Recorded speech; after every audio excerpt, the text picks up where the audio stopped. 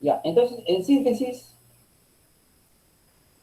lo que corresponde a exudado y trasudado y otros líquidos biológicos se resume de la siguiente manera. La acumulación de agua en un tejido o un órgano o en una membrana en el organismo obedece al siguiente mecanismo.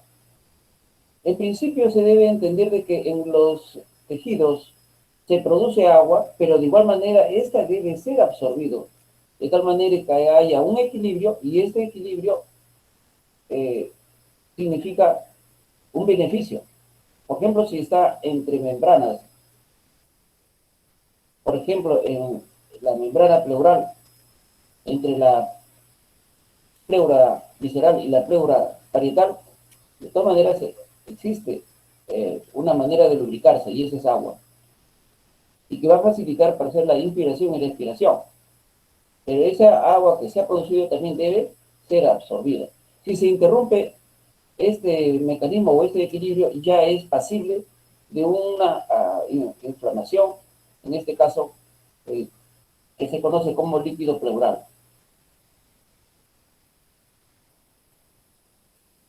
También el otro componente para poder discernir entre el sudado y trasudado es respecto a que si existe, por ejemplo, infección o solamente es una inflamación no infecciosa. En síntesis, para el caso del exudado, allí vamos a ver que puede existir bacterias, virus, hongos, etc. Entonces se dice es un exudado purulento, puede existir infección, ¿ya? Y trasudado se forma el agua, pero como consecuencia de otro mecanismo. Un mecanismo que tiene que ver con, con hipoalbuminuria, con disminución en el estado nutricional, o sea, no infeccioso, ¿no? Entonces, ese sería un trasudado. Pero en el laboratorio distinguimos, de acuerdo a nuestros datos, entre trasudado y exudado, o entre exudado y trasudado. Por ejemplo, en principio, las proteínas en el trasudado que estamos diciendo básicamente sería aséptico, las proteínas es menos de 3 gramos por ciento. Y en el exudado, donde sí es pasible de una infección, la concentración de proteína es superior a 3 gramos por ciento. Hay otros datos que ayudan a hacer la confirmación de análisis, es la densidad, ¿no? En el trasudado es menor que en el exudado, ¿ya? Y también en el trasudado hemos dicho que sería aséptico en todo caso. No hay presencia de bacterias. En el exudado sí hay frecuencia en la presencia de bacterias. Leucocitos es más manifiesto en exudados, hematíes es variable, ¿no? Prácticamente insignificante o no existe en trasudado. Y la glucosa en el trasudado que es aséptico o estéril es normal y en el exudado está disminuido. Entonces, de primera intención, hagamos la diferenciación entre el trasudado sería estéril o aséptico, libre de infección, y el exudado, sí, por diferentes causas. Puede empezar directamente con un proceso infeccioso, pero también existen otros mecanismos para el caso del trasudado, por ejemplo, en estado de hipo, hiponutricional, hipoalbuminemia, ¿no? Que tiene que ver en ese caso entonces con la influencia de la presión a nivel de tejidos en cuanto a una hipoproteinemia va a haber una acumulación de agua por esa diferencia de presión, ¿ya? A nivel de membrana.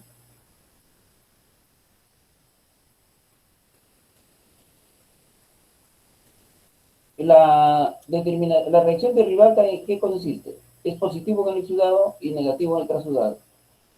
Es ácido acético, ya una solución de ácido acético que permite determinar el exceso de proteína en cualquier líquido biológico.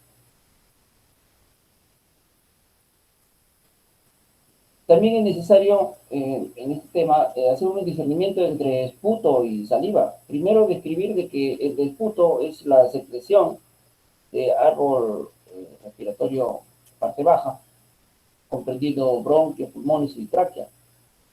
Una característica es de que si hacemos una vista microscópica se van a encontrar macrófagos en polvo, en lo que es el, el esputo, ¿no?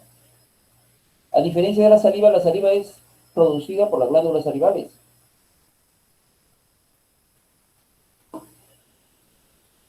y que tiene otra significancia desde el punto de vista clínico. En el caso del esputo, se produce en personas sanas un promedio de 100 mililitros de líquido al día. Y la característica es que generalmente se va excretando a través del tubo digestivo, o sea, no se utiliza a través de la boca, no se expulsa. Sin embargo, hay algunos procesos infecciosos donde se puede formar de medio litro hasta 2 o más litros como en el empiema pleural. En este caso, ya la situación es utilizar la boca para poder expulsar. Sobre la toma de muestra de este líquido biológico, ya podremos deducir en qué área del hospital van a ser utilizados. Puede ser en el programa de tuberculosis, donde capta pacientes que tienen esta infección.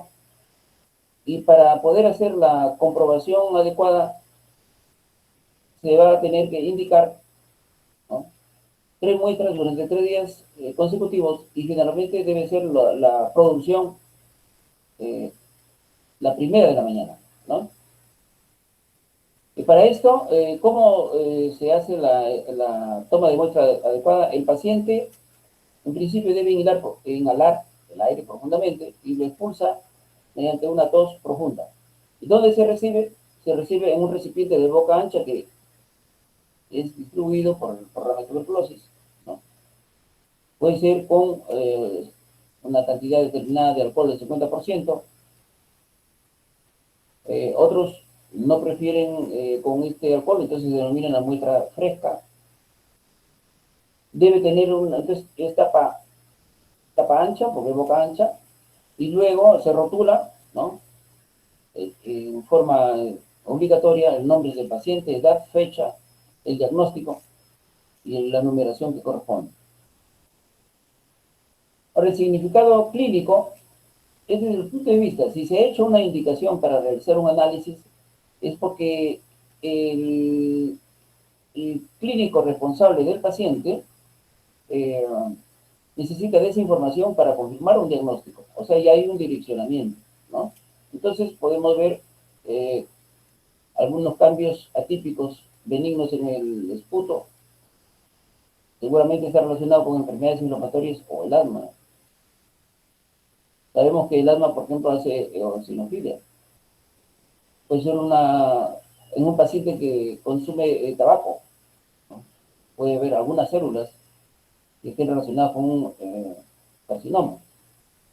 O también una neumonía producida por algún microorganismo. Entonces son cambios de ese tipo, ¿no? Ahora sí, viral, de repente herpes.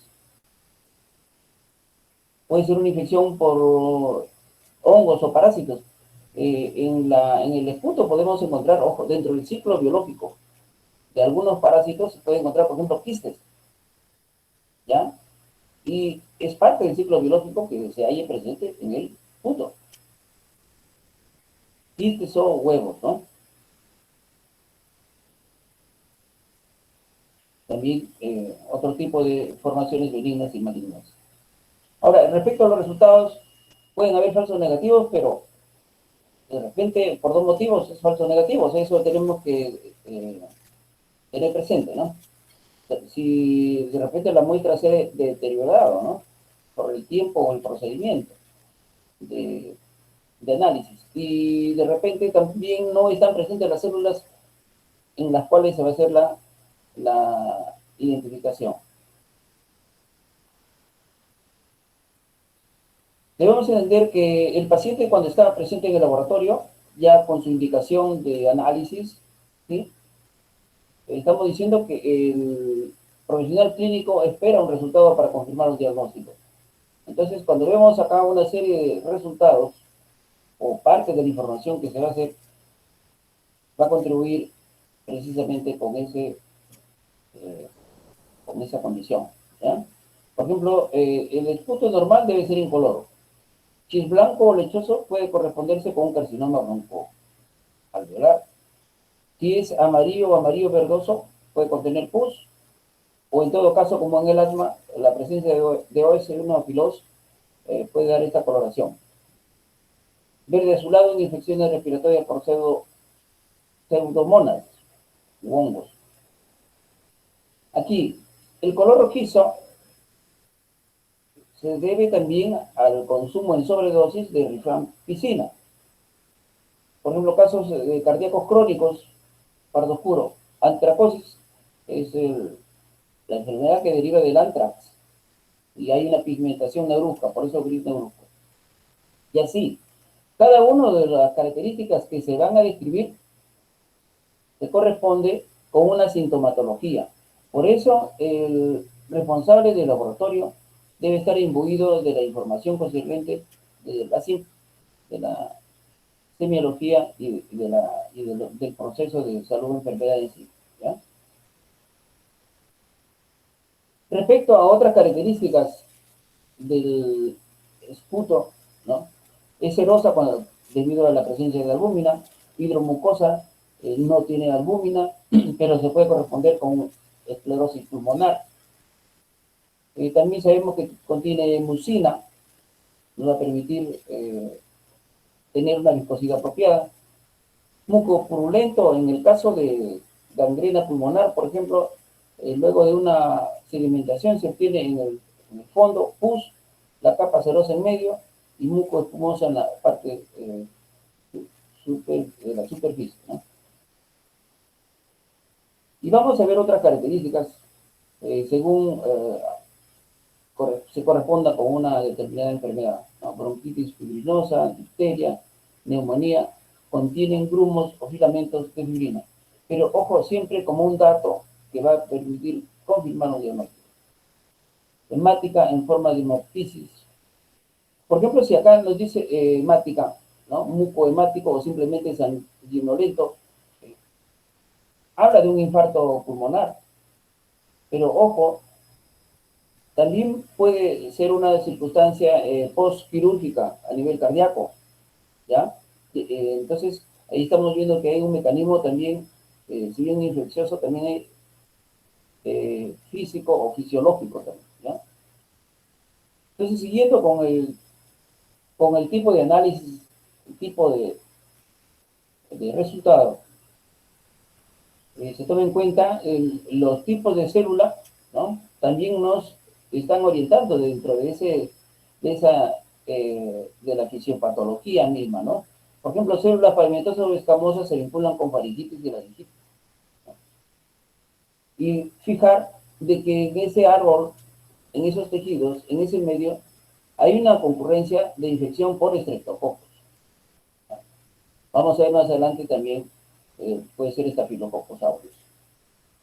Bronquiales ciliadas o no en el resfriado común, gripe, tosferina, bronquitis aguda. Lógicamente, para hacer la distinción entre una tosferina o una bronquitis aguda, va a ayudar mucho la sintomatología. Entonces, los datos que demos desde el laboratorio como resultado del análisis va a contribuir con esa información que se necesita. Y desde los alvéolos, básicamente las células de polvo, que son los macrófagos de ese medio, también hace a pacientes que adolecen de antrax. Respecto a las células hemáticas, de igual manera, para algunos casos, ¿por qué hay eosinofilia? Pues sí, o disminución de estos glóbulos rojos. De igual manera, para linfocitos, hay bastante concurrencia con la obstrucción o algunos cambios en la vía linfática, ¿ya? Puede haber linfoma, etcétera.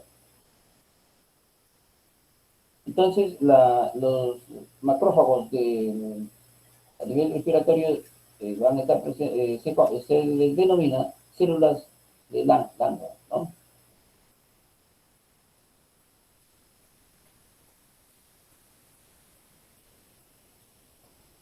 Ya, antes de avanzar, vamos a ver acá.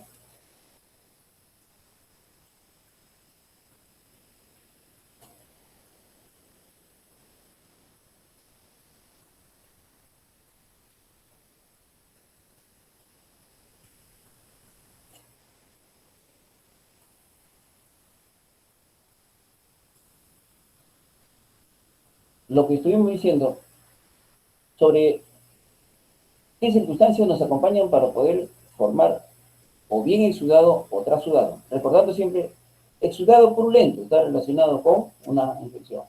Y trasudado es más aséptico, que puede estar vinculado con una hipoproteinemia, ¿no?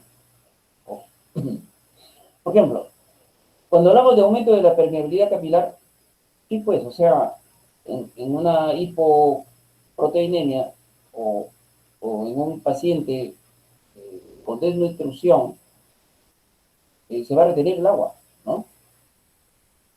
Independientemente de que pueda haber un acompañamiento con un microorganismo infeccioso. Aumento de la presión hidrostática, una insuficiencia cardíaca congestiva, disminución de la presión coloidosmótica, la presión que dan las proteínas del plasma, obstrucción del drenado linfático. También, eh, ¿qué significa esto? En el organismo tenemos dos medios acuosos, ¿no? Uno, el sistema sanguíneo y otro, el linfático. Ambos irrigan todos los órganos, todo el organismo. En la medida que hay un equilibrio en la producción y absorción de agua, estaremos en un equilibrio con los líquidos biológicos. Pero si ocurriera un proceso traumático, puede ser una poscirugía inclusive, o un proceso infeccioso, ya estamos modificando ese entorno. Y de repente nos encontramos con un líquido sinovial a nivel de articulaciones y hay un acompañamiento con infección también. De igual manera, con el líquido pericárdico a nivel cardíaco, ya hicimos una discusión de las pleuras. El líquido acítico en el peritoneo, en el abdomen, puede haber un acúmulo de agua y todo un mecanismo. Y si se rompe, no hay absorción, es porque hay algo que obstruye.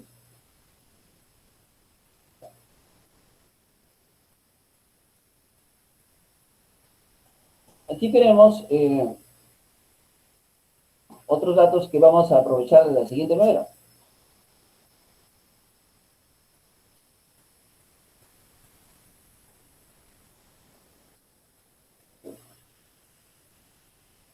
Por ejemplo, en un exudado de tipo inflamatorio, el transudado no tiene ese proceso. El aspecto, el exudado es habitualmente turbio, ¿sí? Turbio, vamos a ver acá, aquí tenemos.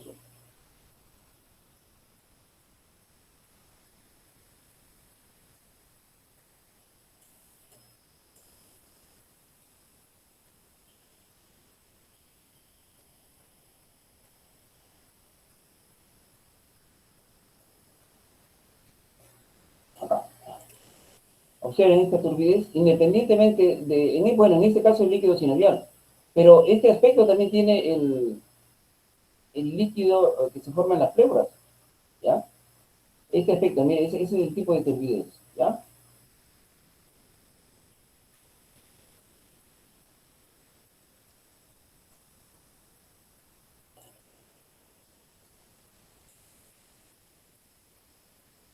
Aquí vamos a rescatar también el caso del colesterol, según por eso, estos datos también se corresponden con un tipo de diagnóstico, ¿ya? Es el diagnóstico diferencial. Es un tipo de diagnóstico, vamos a ver más adelante.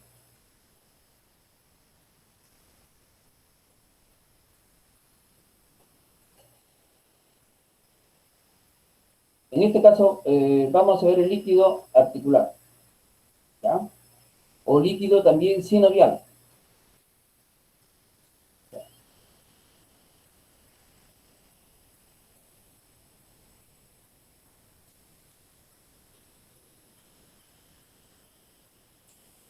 Aquí tenemos nuestra articulación modelo. En principio, para decirte que esta parte del hueso, ¿sí?, está recubierto de membrana, ¿de acuerdo? Un aspecto más crítico de un problema a nivel de articulación y que compromete también al líquido sinovial es que puede haber un estado degenerativo de esta membrana que recubre acá. En otros casos, inclusive, en el líquido sinovial, que es el que lubrica y facilita el movimiento, puede haber microorganismos, bacterias. Se explica que el 50% de exudado es producido por la bacteria Staphylococcus aureus, para el caso del líquido sinovial. Un 30% se corresponde con estreptococo, ¿ya? Entonces, seguramente, según la condición del paciente, aparte de lo sintomatológico, se necesita confirmar que hará el cultivo correspondiente, o sea, el procesamiento, el aislamiento y las pruebas bioquímicas para confirmar si es uno u otro microorganismo, ¿ya? Aquí tenemos el dispositivo para la toma de muestra tipo biopsia y se conoce el mecanismo como artrocentesis, ¿ya?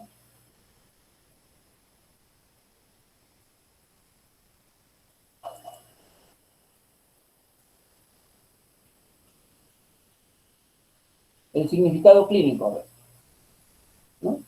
La variación entre exudado o trasudado, por eso estamos hablando de diagnóstico para que pueda diferenciar, es, puede haber una rotura o desplazamiento de los meniscos o del cartílago, ¿no? Puede ser chasquido, fijación o edema articular. Puede haber una infección. Puede ser una osteocondritis disecante, es decir, puede deberse a una inflamación del hueso o cartílago. O sea, la membrana que recubre al hueso en esa ubicación es un cartílago, ¿de acuerdo? Pero existen otro tipo de, de membranas, ¿sí? Por ejemplo, tipo tendones, ¿no? Hay elásticas, eh, todo ello está sujeto también a evaluación, porque si estas membranas están en un proceso degenerativo, también va a merecer el análisis correspondiente. Y tenemos por eso acá, dice artritis inflamatoria, porque esa degeneración puede significar una artritis, ¿sí?, o también una artrosis. Valdría ser un comentario.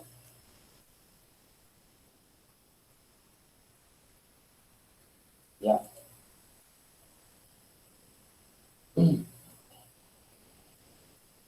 Una diferencia entre artrosis y artritis. La artritis generalmente puede dar en un solo miembro, de repente el codo, por decir, ¿no? El codo, el hombro, la rodilla. Eso es generalmente un miembro. O sea, es un proceso eh, evolutivo desde el punto de vista de que puede corresponderse con una infección o una inflamación. Es un solo miembro, un solo lado.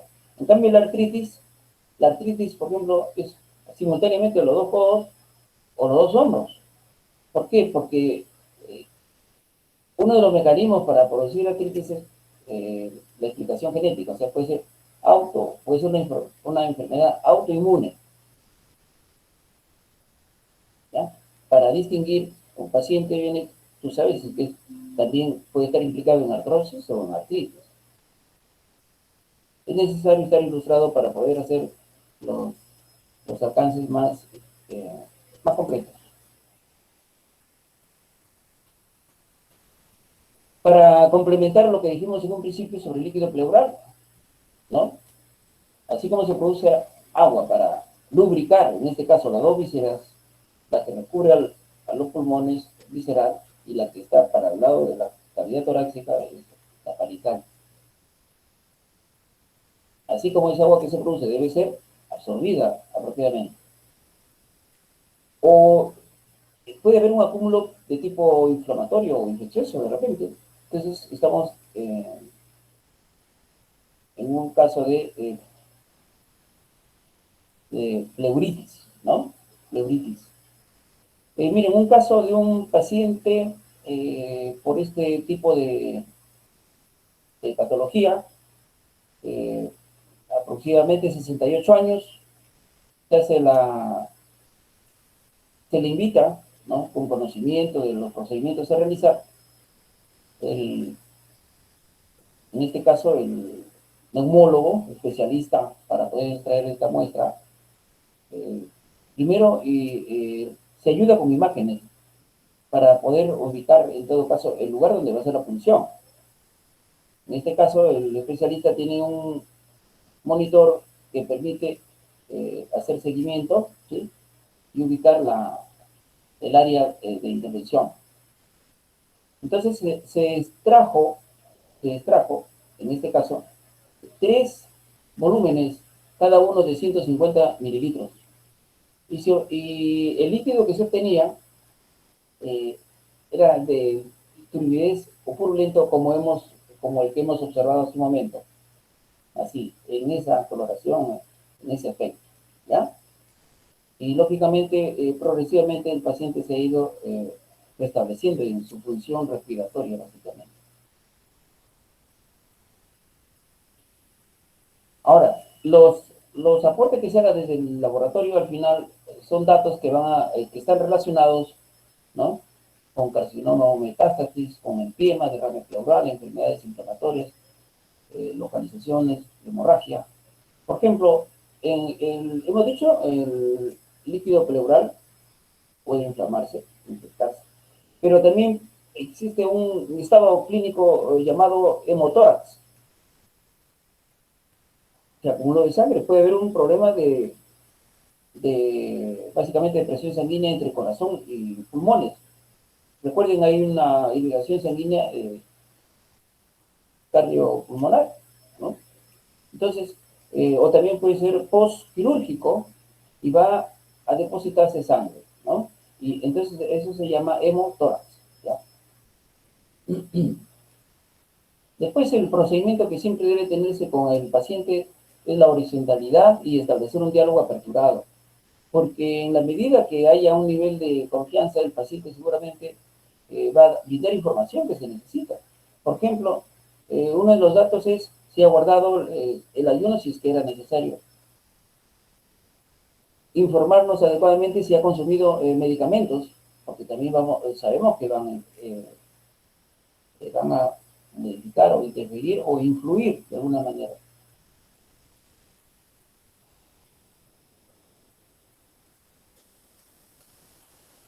Bien, el, el líquido cardíaco, básicamente, fijemos en el análisis, aplicar la reacción de Rivalta, respecto a la determinación de antiestreptolicinas, y lógicamente el nivel cardíaco puede tener alguna vinculación con hemoglobina, con hematocrito, ayudará a hacer el cuadro correspondiente. ¿Ya? Mire, ¿ve? El valor crítico se puede establecer etiología a través de cultivos, el líquido pericárdico, donde es factible encontrar bacilos de Koch, de neumococos. Hemos dicho estafilococo, estreptococo, pero el neumococo también puede estar presente. ¿Ya? El líquido peritoneal es el que también llamado líquido cítrico, se acumula a nivel de abdomen, ¿no? También, generalmente, este líquido cítrico va a tener que comprobarse la presencia de algunos componentes y confirmar si es que es exudado o trasudado, ¿no? Entonces, eh, sobre la parte microdiagnóstico bacteriológico, se llama eso en sus procedimientos, significa acá.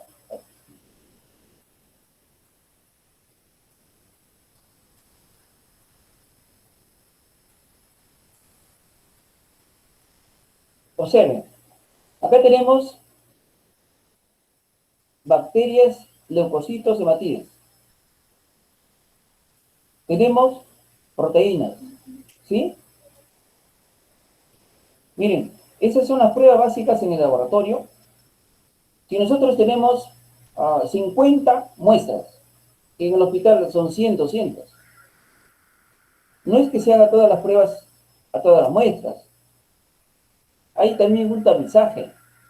Y aquí, en estas determinaciones, se está realizando ese tamizaje. Por ejemplo, si hicimos leucocitos y hematíes, eso es parte del tamizaje. Leucocitos positivos, ¿no? Según el número por campo. Normal puede determinarse como normal hasta 4 o 5 leucocitos de hematíes por campo. Pero más de 10, 15 ya es incidental con un proceso que se tiene que continuar con otra prueba. Pero leucocitos hematíes, se tiene que también bacterias, ¿sí? Recordemos de la presencia de nitritos, ¿no? Entonces, se ha convertido este proceso de nitratos en nitritos en una reducción, y que no confirma la presencia de bacterias. Sería el tercer requisito. Y el cuarto son las proteínas, ¿ya? Entonces, para nosotros, más de 3 gramos es proteínas. Ahí tenemos los 4 criterios para pasar al siguiente tamizaje. Independientemente de la otra información que va a ayudar a confirmar el estado de salud de la persona. Pero tenemos los criterios para el tamizaje: proteínas, bacterias, leucocitos y hematíes. Son 4. Ya, aprovechando que hemos estado en este nivel de la clase. Luego, acá nuevamente lo tenemos, ¿no? Esta tabla se aplica precisamente para líquido acítico, ¿no? Para líquido acítico.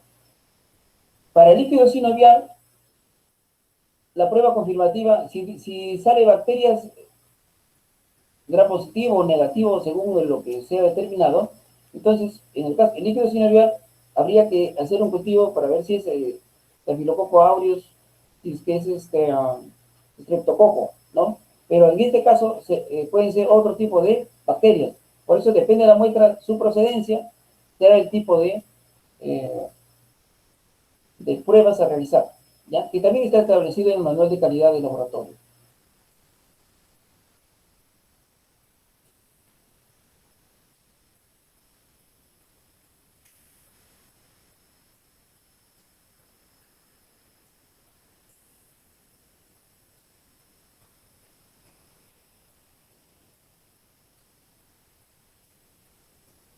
Acá hay otros datos de líquido acítico, ¿no? Aspecto turbio, aspecto lechoso, ¿qué significa? Aspecto verde, aspecto hemático, ¿no? Glucosa, lactato de deshidrogenasa, proteínas totales, ¿no? Aquí, por ejemplo, también es necesario establecer de que parte del análisis son la evaluación bioquímica, independientemente. Por ejemplo, en los cultivos, el metabolismo del microorganismo nos va a permitir, es la parte final, por si acaso. Primero se parte de la biopsia, ¿no? El líquido biológico como muestra. Primero hay que hacer un preenriquecimiento o enriquecimiento. Hay que hacer un cultivo que nos permita aislar. Luego tenemos que hacer un medio de diferenciación. Y allí se utiliza recién las pruebas bioquímicas. Y luego de las pruebas bioquímicas pueden ser ya de tipo inmunológico, antígeno, anticuerpo. ¿Ya? Ahora, en síntesis,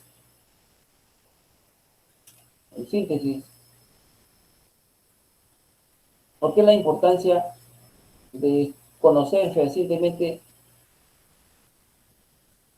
que los líquidos biológicos también contribuyen a la información que va a ser utilizada para confirmar un diagnóstico? El líquido biológico se forma en el organismo, en toda membrana, en todo tejido. El organismo está irrigado por la vía sanguínea o también por conducto linfático, la vía linfática. Mientras hay un equilibrio, el líquido que se produce también debe absorberse. Pero interrumpir puede ser por obstrucción, infección, inflamación o algún otro proceso. Que de todas maneras hay que hacer el examen para poder decir es un exudado o es un trasudado. Entonces, aquel que tenga signos de infección o de un proceso de enfermedad va a tener que realizarse una serie de pruebas. Y por otra parte, el analista debe estar imbuido de la información del tema, desde el punto de vista eh, de, la, de la casuística del microorganismo y la enfermedad, ¿no? Y el nivel de diálogo o de intercambio de información es lo más apropiado con el médico del paciente, porque él va a necesitar información. Ojo, hay una serie de patologías que van a necesitar de la labor del laboratorio, del conocimiento del laboratorio. Entonces, de esa manera, eso está establecido. Y de esa manera, la investigación o el diagnóstico va a ser más productivo para poder resolver los problemas de la salud.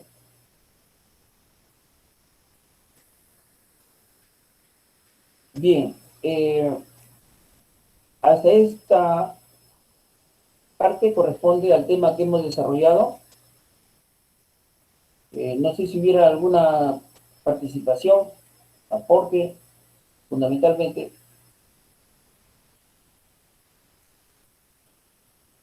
Pero antes, por favor, eh, sus, sus imágenes, sus rostros para tomar para perennizar esta sesión, para alcanzarle a nuestro coordinador.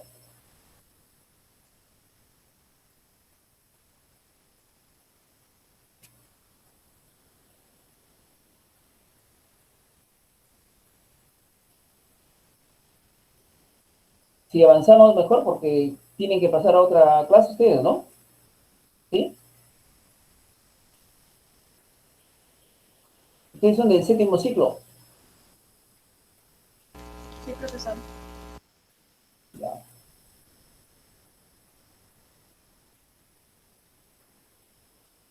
Todos tienen que mostrar su imagen, ¿ah?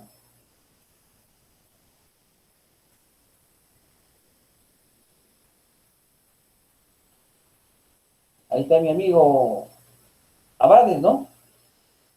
Abad, ahí está. Bueno, todos, yo me considero amigo de todos.